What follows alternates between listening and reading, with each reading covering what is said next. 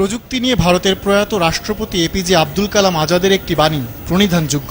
প্রযুক্তি যতটা সহজ করেছে মানুষের জীবনকে, এর অতিমাত্রায় ব্যবহার ঠিক ততটাই জটিল করে তুলেছে। মোবাইল ফোন প্রযুক্তির এক আশীর্বাদ, অথচ এর অতিমাত্রায় ব্যবহার এখন সমাজের জন্য অভিশাপও বয়ে আনছে। মোবাইল ফোন অধিক ব্যবহারের ফলে মানবদেহে যে মরণঘাতী সমস্যা তৈরি করছে তা নিয়ে কতটুকুই বা ওয়াকিবহাল সাধারণ মানুষ।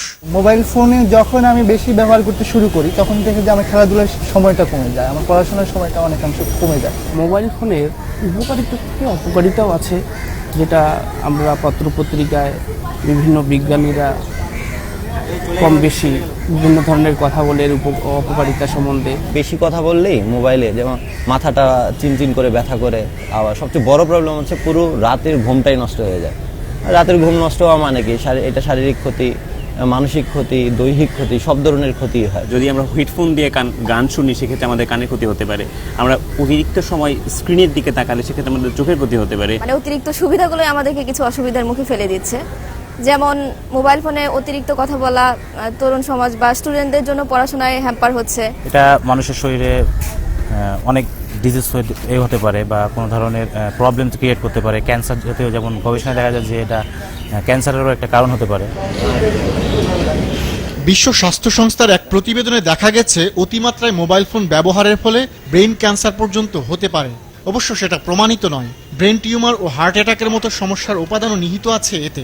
দীর্ঘদিন কানের চিকিৎসায় নিয়োজিত থাকা বঙ্গবন্ধু শেখ মুজিবুর রহমান মেডিকেল বিশ্ববিদ্যালয়ের সাবেক উপাচার্যের অভিজ্ঞতাটাও এমন যে প্রয়োজনের অতিরিক্ত মোবাইল ফোনের ব্যবহার শরীরে বেশ কিছু সংক্রমণের কারণও। আজকালকে তরুণ প্রজন্মের ছেলেমেয়েরা আমাদের কাছে আসছে যে কানে শুনি না, কম শুনি, কানের শোষ উপভোগ করছে।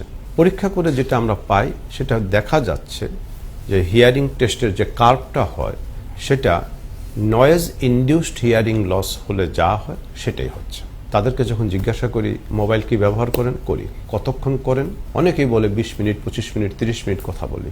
কিন্তু 20 মিনিটে কথা বললে যেখানে 102 ডিগ্রি ফারেনহাইট টেম্পারেচার ব্রেইনে বেড়ে যায়, সেই জায়গাতে 20 মিনিটের পরও যদি কথা বলে কি না। 17,000 মানুষের উপর পরিচালিত একটি গবেষণায় দেখা যায় মোবাইল ফোন ব্যবহারের ফলে প্রতি 100 জনে 31 জনের কান গরম হচ্ছে, 28 জন ক্লান্তিতে ভুগছে, 21.4 জনের হচ্ছে মাথা ব্যথা, 9 জনের স্মৃতি কমে যাচ্ছে।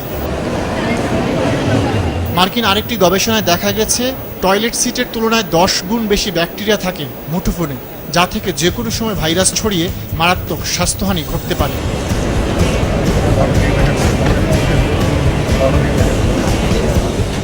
মাঝে মাঝেই মনের অজান্তে হাতটা পকেটে চলে যায়, মোবাইল ফোনটা আছে তো, অথবা এই বুঝি বেজে উঠল ভাইব্রেশন কিংবা রিংটোন। এ থেকে এক ধরনের ভয় তৈরি হয়, গবেষকরা যার নাম দিয়েছেন নোমোফোবিয়া, অর্থাৎ নো মোবাইল ফোন ফোবিয়া।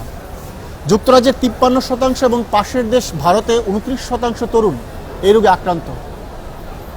অতিমাত্রায় মোবাইল ফোন ব্যবহারের ফলেই এমন নানান রোগ কিংবা সমস্যাকে সঙ্গী করে চলছেন ব্যবহারকারীরা।